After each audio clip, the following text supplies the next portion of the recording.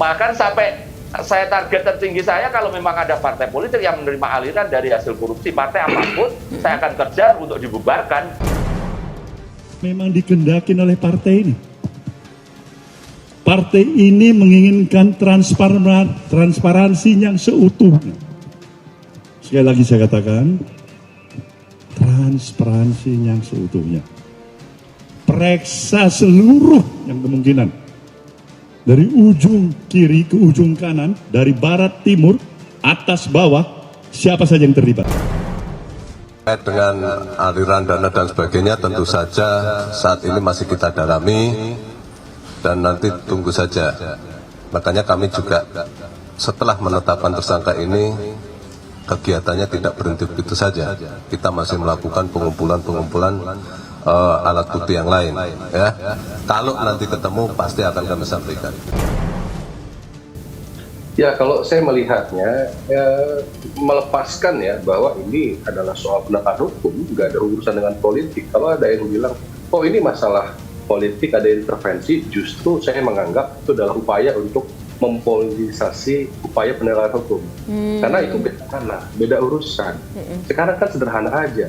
Ini ada kerugian 8,3 miliar. Proyek Triliun, Mas. Uang, triliun. Koreksi.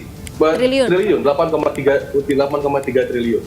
Uangnya sudah dibayar, tapi proyeknya belum jadi. Kan pertanyaannya siapa yang mau tanggung jawab? Terus tiba-tiba ada yang dengan sederhana bilang, ini masalah politik karena dukungan capres dan lain-lain. Ini nggak ada urusannya. Ini sesimpel uang 8,3 triliun. Ini siapa yang tanggung jawab? Ketua Umum Partai Nasdem, Surya Paloh, menantang Kejagung menelusuri tuntas aliran dana terkait kasus dugaan korupsi yang menjerat kader sekaligus Menkominfo Johnny G. Plate.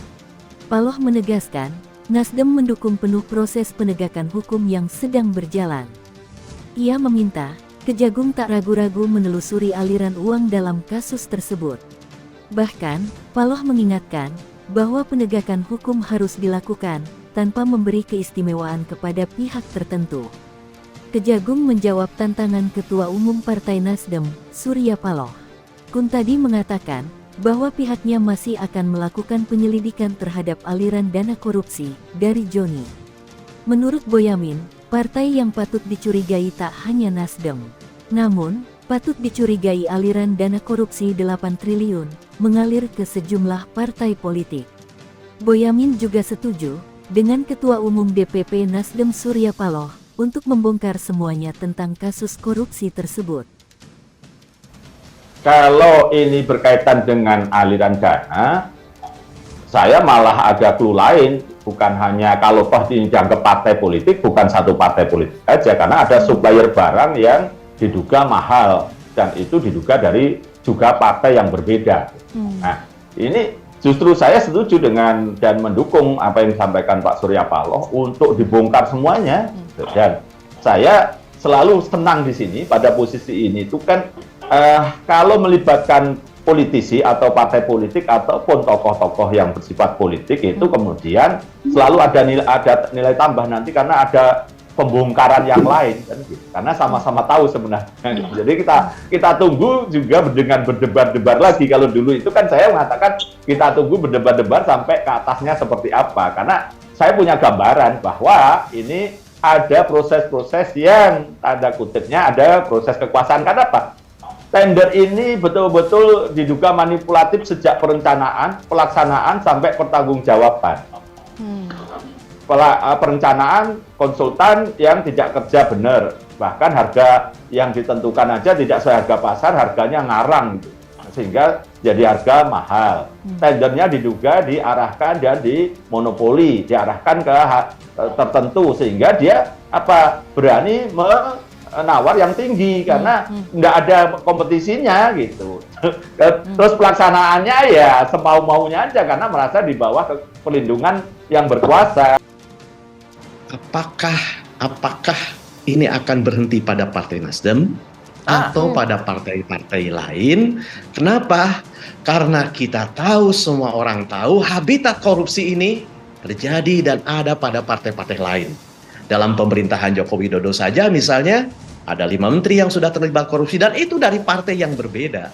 Nah, dengan kacamata yang setara dan egaliter, tanpa memilih partai manapun, kita berharap sebenarnya partai politik adalah entitas yang paling bersih dari korupsi. Kenapa?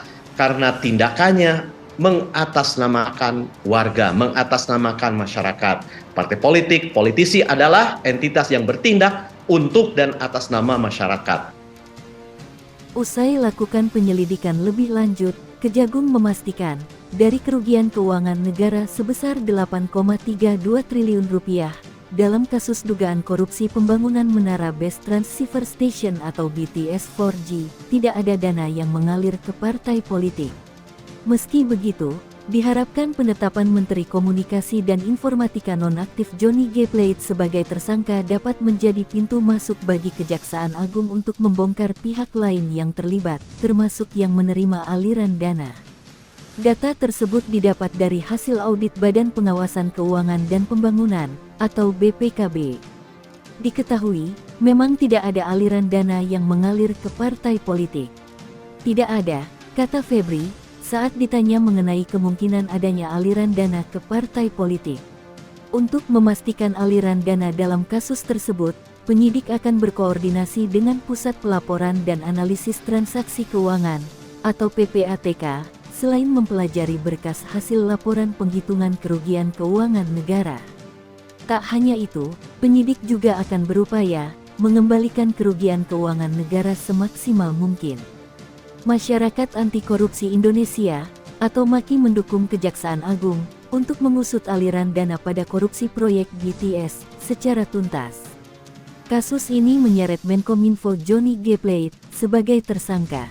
Kejagung harus melacak juga unsur pencucian uang dalam kasus ini. Dia pun menilai, perusahaan yang mendapatkan tender BTS juga harus ditetapkan sebagai tersangka. Terkait dugaan aliran dana korupsi proyek BTS yang masuk ke partai politik, Boyamin mengatakan hal tersebut bisa saja terjadi.